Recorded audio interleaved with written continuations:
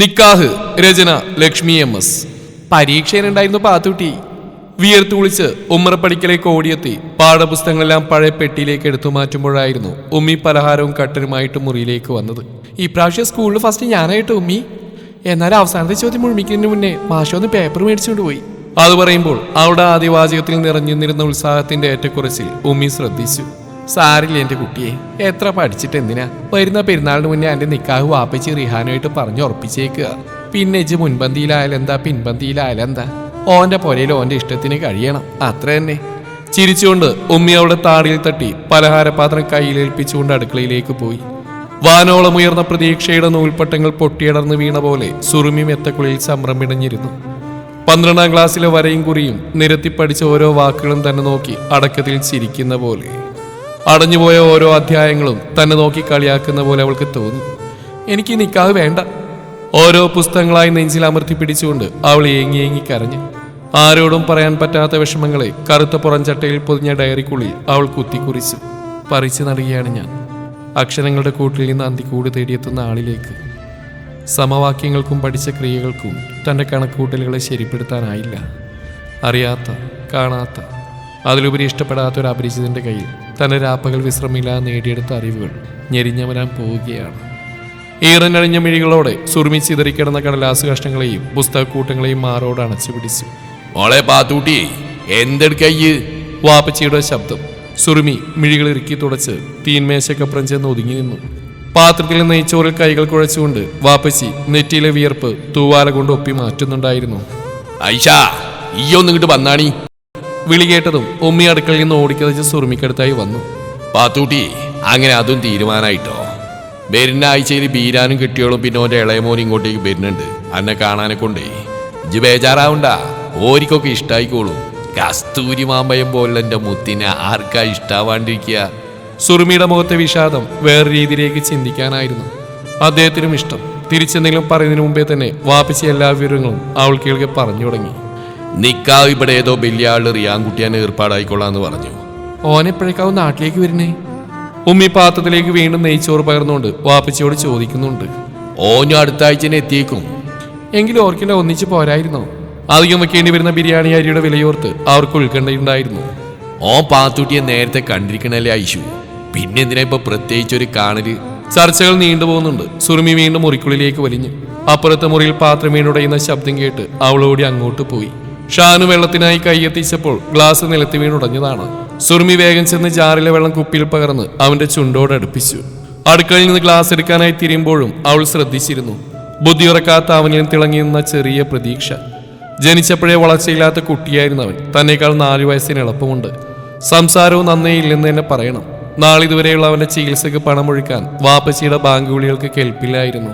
പ്രതീക്ഷകളറ്റ സമയത്താണ് പഴയ കൂട്ടുകാരന്റെ മകന്റെ ആലോചന തനിക്കായി വന്ന വിവരം പൂമുഖത്തെ റാന്തലിന്റെ വിളക്കിന്റെ വെട്ടത്തിൽ നിസ്കാരപ്പായ മടക്കി വെച്ചുടനെ തന്റെ അടുത്തായി വന്നിരുന്ന് വാപ്പച്ചി ആഹ്ലാദത്തോടെ പറഞ്ഞത്. പകരമായി ഷാനുവിന്റെ ചികിത്സാ ചെലവ് അവരുടെ ഉത്തരവാദിത്തമായി കൂടെ ഏറ്റെടുത്തോടെ തനിക്കൊന്നും മിണ്ടാൻ പറ്റില്ല. ഭാര്യ മരിച്ചുപോയ ഒരാൾക്ക് വേണ്ട അടുത്ത കൂട്ടായിരുന്നു താനെന്നറിഞ്ഞത് 2 ആഴ്ച കഴിഞ്ഞാണ്. ഒരുപാട് പറഞ്ഞു നോക്കി, വാശി പിടിച്ചു, മരിക്കാൻ വരെ ശ്രമിച്ചു. നിക്കാഹിന് സമ്മതമില്ലെങ്കിൽ സ്കൂളിൽ പോകേണ്ടെന്ന് കർശനമായി പറഞ്ഞ വാപ്പച്ചിയിൽ തന്റെ കണ്ണുനീർ വിലപ്പോയില്ല. പിന്നീടുള്ള ഓരോ ദിവസങ്ങളിലും അവളെ പുതിയൊരു ജീവിതത്തിലേക്ക് ഉന്തിത്തള്ളിവിടാനുള്ള ശ്രമത്തിലായിരുന്നു ഉമ്മയും വാപ്പച്ചിയും. കാണാമെന്ന ചെക്കൻ വീട്ടുകാരുടെ സമ്മാനങ്ങളെല്ലാം മേശക്കപ്പുറത്തേക്ക് മാറ്റിയിട്ട് അവൾ രാവേറുവോളം പുസ്തകങ്ങളെ കെട്ടിപ്പിടിച്ച് കരഞ്ഞു. ഒരിക്കൽ പോലും കണ്ടിട്ടില്ലാത്തൊരു ചെറുപ്പക്കാരൻ അവളുടെ വെറുപ്പിന്റെ അങ്ങേയറ്റം മനസ്സറിയാതെ നുകർന്നുകൊണ്ട് അവൾക്ക് മഹർ നൽകി. ഭർത്തൃ വീട്ടിലേക്ക് പോവാൻ നേരവും കയ്യിൽ അടക്കി പിടിച്ച ഡയറിയോട് മാത്രമായി സുറുമി സങ്കടങ്ങൾ ഉരുവിട്ടുകൊണ്ടിരുന്നു. നാത്തൂന്മാരുടെ കളിച്ചിരികളും പുതുപെണ്ണിനെ കുറിച്ചുള്ള വർണ്ണനകളും അവളെ ബാധിച്ചതേയില്ല. കളിച്ചിരികൾക്കൊടുവിൽ അവരെല്ലാം അവളെ ഉന്തിത്തള്ളി മണേറിയിലേക്ക് വിടുമ്പോഴും അവളുടെ മിന്നിൽ നിന്ന് അവസാനത്തെ പ്രതീക്ഷയുടെ കണികയും മങ്ങിപ്പോയിരുന്നു. മോളെ, എൻ്റെ വിഷമം ഉമ്മിക്കറിയാം. പക്കെങ്കിൽ ഷാനുമോൻ്റെ കാര്യം ഒന്ന് ആലോചിക്കിൻ്റെ മോള്. അമേരിക്കയിലോ മറ്റോ കൊണ്ടുചെന്ന് ചികിത്സിക്കാന്ന് റിഹാൻകുട്ടി വാക്ക് തന്നേക്കുക. ഈ അതുമാത്രം ഓർത്താൽ മതി. പിന്നെ 2ാം കെട്ട്, ഓൾക്ക് എന്തോ അസുഖം ഉണ്ടായിരുന്ന മറച്ചു വെച്ച് ബന്ധം നടത്തി. അതിനധികം ആയുസ്സുണ്ടായിരുന്നില്ല. ഉമ്മിയുടെ ഓരോ വാക്കുകളും മനസ്സിൽ പതിപ്പിക്കാൻ ശ്രമിച്ചെങ്കിലും തൻ്റെ സ്വപ്നങ്ങളെ കുഴിച്ചു മൂടേണ്ടി വന്ന ആഘാതത്തിൽ നിന്നും ഇനിയും മുക്തയാവാൻ സാധിച്ചില്ല. വലുതാവുമ്പോൾ ആരാവണമെന്നാ സുറുമിയുടെ ആഗ്രഹം? 6ാം ക്ലാസ്സിൽ വെച്ച് അബ്ദുമാഷ് ചോദിക്കുമ്പോൾ ഡോക്ടർ ആവണമെന്ന് പറഞ്ഞ് തന്നെ നോക്കി അപ്പുറത്തിരുന്ന റംലയും ഷഹാനയും പല്ലിളിച്ചു.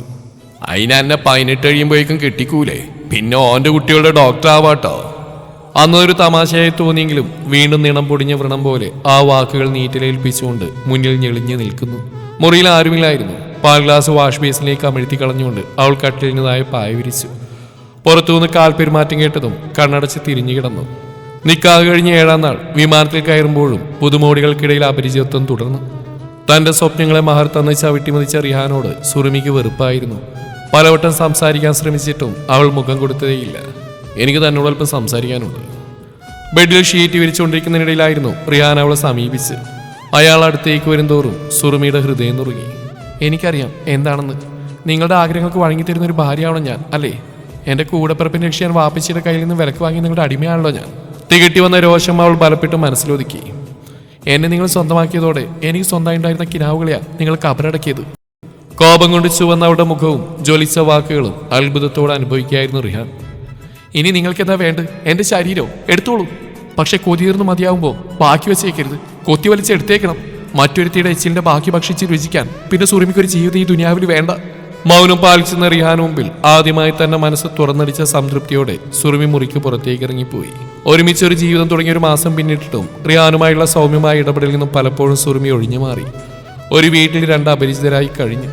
പലപ്പോഴായി സംസാരിക്കാനൊരു അവസരം തേടി വന്ന റിഹാനെ അവൾ പൂർണ്ണമായി അവഗണിച്ചു. റിഹാൻ ജോലിക്ക് പോയാൽ പിന്നെ ആകെയുള്ള കൂട്ട് ഷെൽഫിൽ അടുക്കി വെച്ചിരിക്കുന്ന എണ്ണമെത്താത്ത പുസ്തകങ്ങളാണ്. അവ ഓരോന്നും പല ആവർത്തി വായിച്ചിട്ടും പുതുതായി ഓരോ കാര്യങ്ങൾ പങ്കുവെക്കാമെന്ന റിഹാനോടുള്ള വിരസത അവൾ നിലനിർത്തി.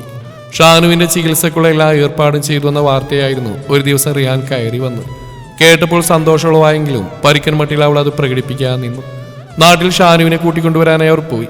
അനുവദിച്ചിട്ടിയ ചുരുങ്ങിയ കാലയളവിലെ ലീവിനുള്ളിൽ വെച്ച് തിരിച്ചു പോകാനൊരുങ്ങുന്ന അവളുടെ അടുത്തേക്കായി റിഹാന്റെ ഉമ്മ വന്നു.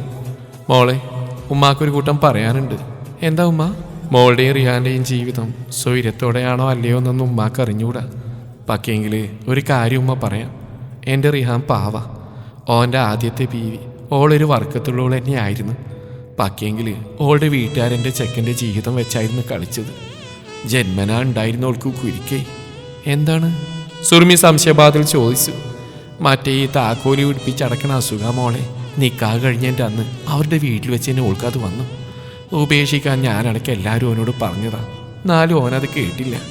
ഞങ്ങളൊക്കെ ഓളുടെ കുടുംബക്കാരെ പഴി പറയുമ്പോഴും എൻ്റെ മോനോളെ ചേർത്ത് പിടിച്ചു.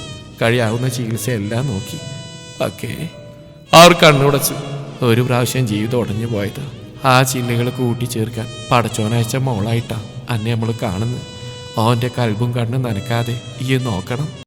അവളെ കെട്ടിപ്പിടിച്ചുകൊണ്ട് അവർ പറഞ്ഞപ്പോഴേക്കും സുറുമിക്കും ദുഃഖം തോന്നിയിരുന്നു. വേണ്ടിയിരുന്നില്ല താൻ എന്തൊക്കെയാണ് പറഞ്ഞത്. മറ്റൊരാളെ വിവാഹം കഴിച്ചതും ആ കുട്ടി മരിച്ചതിലുമൊക്കെ അയാളെങ്ങനെ കുറ്റം കാണാനാവും? ഇങ്ങനെയൊരു ജീവിതമായിരുന്നു അയാൾ അനുഭവിച്ചതെന്ന് നേരത്തെ അറിഞ്ഞിരുന്നെങ്കിൽ. അവൾ നെടുവീർപ്പെട്ടു. നടക്കാനാവാതെ ആടിക്കിടക്കുന്ന വരണ്ട കാലുകളെ നോക്കി കണ്ണീർ വാർത്ത ഷാനുവിനെ കൈകളിൽ കോരിയെടുത്ത് വീൽ ചെയറിലേക്ക് ഇരുത്തുന്ന റിഹാനിൽ അവൾ ആദ്യമായി നന്മ കണ്ടു തുടങ്ങി. എല്ലാ ദിവസവും മുടങ്ങാതെ തന്നേക്കാൾ കൃത്യനിഷ്ഠതയോടെ അവന്റെ മരുന്നും ഭക്ഷണവും യഥാക്രമം എത്തിച്ചുകൊണ്ടിരുന്ന റിഹാന്റെ നല്ല മനസ്സിനെ പിന്നീട് അവൾ നോക്കി കാണുകയായിരുന്നു. പരസ്പരം യാതൊന്നും മിണ്ടാഞ്ഞിട്ടുകൂടി സുറുമിയുടെ ഒരു കാര്യത്തിനും വീഴ്ച വരാതിരിക്കാൻ റിഹാൻ ശ്രദ്ധിക്കുന്നുണ്ടെന്ന് അറിഞ്ഞപ്പോൾ കുറ്റബോധം കൊണ്ട് അവളുടെ ഉള്ളു നീറി. ദിവസങ്ങൾ ഓരോന്നായി കൊഴിഞ്ഞിട്ടും പക്ഷേ തമ്മിലുള്ള അകലം വെട്ടിമാറ്റാൻ അവൾക്ക് കഴിഞ്ഞില്ല. അവൾ വായിക്കുന്നുണ്ടെന്ന് അറിഞ്ഞോ അറിയാതെയോ പുതിയ പുസ്തകങ്ങൾ ഷെൽഫുകൾക്കിടയിൽ സ്ഥാനം പിടിച്ചു. രണ്ടുപേരും മിണ്ടുന്ന് ഷാനുവിനോട് മാത്രമായി. തിരിച്ചൊന്നും പറയാതെ മൂകനായിരിക്കുന്ന അവനിലൂടെ മിഴികൾ പായിച്ചുകൊണ്ട് മനസ്സിലെ മൊഴികൾ അവരിരുവരും ഗ്രഹിച്ചെടുത്തു. ആശുപത്രിവാസത്തിനായി കുറച്ചു നാളേക്ക് ഷാനുവിനെ വീട്ടിൽ നിന്ന് മാറ്റുമ്പോഴും രാത്രി വൈകുവോളം കരഞ്ഞു തളർന്നുറങ്ങുന്ന സുറുമിക്ക് കൂട്ടായി റിയാൻ ഉറക്കത്തെ പിണക്കി അയച്ചു. ഓരോ ദിവസത്തെയും ചികിത്സയിലുണ്ടാകുന്ന മാറ്റങ്ങളുടെ കടലാസുകൾ നിത്യേന തീന്മേശയിൽ പ്രത്യക്ഷമായി. മറുപടിയായി ഒന്ന് നന്ദി വാക്ക് പറയാൻ അവൾ കൊതിച്ചപ്പോൾ മുഖം താഴ്ത്തി അയാൾ നടന്നു. പൂർണ്ണമായും ശരിയായ ആരോഗ്യസ്ഥിതിയിൽ എത്തപ്പെടാനായില്ലെങ്കിലും പ്രതീക്ഷിച്ചതിനേക്കാൾ ഉണ്ടായ ഷാനുവിലെ മാറ്റം കണ്ട് വാപ്പച്ചിയും ഉമ്മയും റിഹാന വാനോളം പുകഴ്ത്തുമ്പോഴും അകമഴിഞ്ഞ നന്ദി അറിയിച്ച് അനുഗ്രഹിക്കുമ്പോഴും ഒരു വാക്കെങ്കിലും മിണ്ടാൻ വെമ്പിക്കൊണ്ട് അവൾ ഉളി കണ്ടെറിഞ്ഞ് നോക്കിക്കൊണ്ടേയിരുന്നു അയാളെ.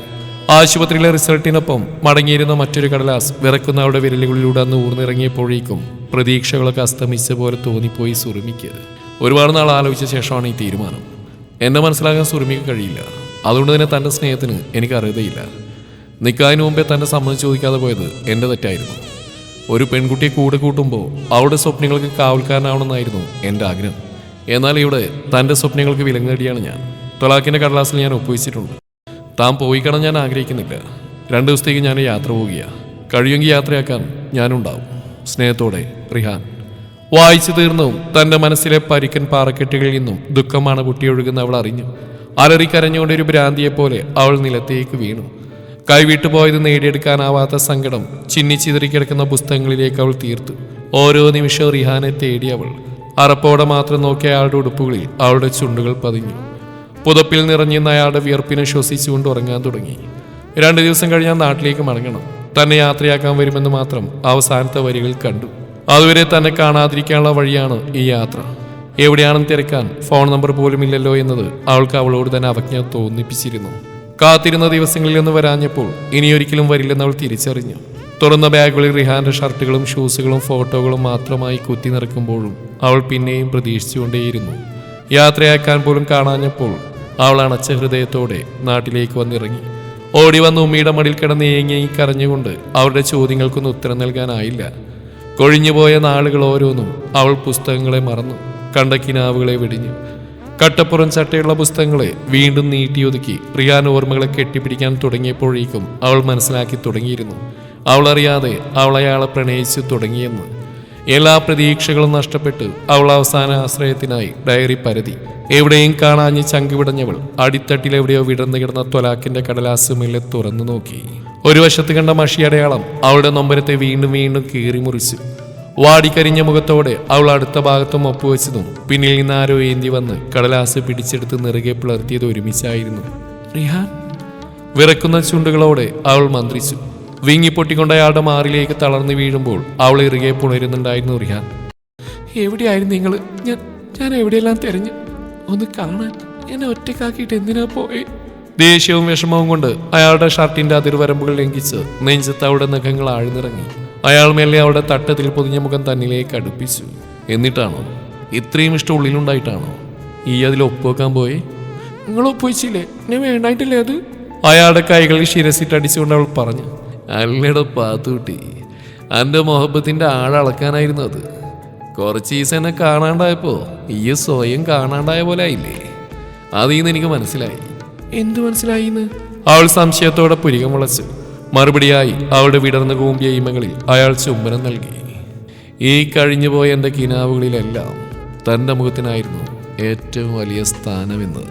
നാണത്തോടെ വിടർന്ന അവളുടെ കണ്ണുകൾ നോക്കി അയാൾ തുടർന്നു. എനിക്ക് വേണടോ എൻ്റെ കുട്ടിയോളെ നോക്കാൻ ഒരു ഡോക്ടറെ, എന്നെ നോക്കാൻ ഒരു മുഞ്ചത്തിയെ. അമ്പരുന്ന് അവളുടെ കയ്യിൽ കറുത്ത ഡയറി തിരിച്ചേൽപ്പിച്ചുകൊണ്ട് റിഹാൻ അവളുടെ കാതുകളിൽ അധരങ്ങൾ ഒളിപ്പിച്ചു. എൻ്റെ പ്രണയത്തിന് മറുമരുന്ന് നൽകാൻ ഈ ഉമ്മച്ചിക്കുട്ടിക്ക് കഴിയുള്ളൂ. അതുകൊണ്ട് എൻ്റെ പെണ്ണ് ആ വൈദ്യം പഠിക്കാൻ തയ്യാറെടുത്തോ. ഞാനുണ്ടടി തൻ്റെ കൂടെ. മിഴികളടച്ചുകൊണ്ട് അയാളിൽ അലിയുമ്പോഴും സുറുമി പുതിയ കിനാവുകൾ കണ്ടു തുടങ്ങിയിരുന്നു. പരസ്പരം ഒന്ന് തുറന്ന് സംസാരിച്ചാൽ തീരാവുന്ന പ്രശ്നങ്ങളായിരിക്കും ഒരുപക്ഷെ മൗനം പാലിക്കുന്നതിലൂടെ വലിയ മുറിവുകളായി മാറുന്നത്. മറ്റേയാൾക്ക് എന്തു തോന്നുമെന്ന സംശയത്തിൽ ഉള്ളിലുള്ള സ്വപ്നങ്ങൾ അടിച്ചമർത്താതിരിക്കണമെന്നുള്ള എൻ്റെ അഭിപ്രായം കഥയായി പറഞ്ഞുവെന്ന് മാത്രം.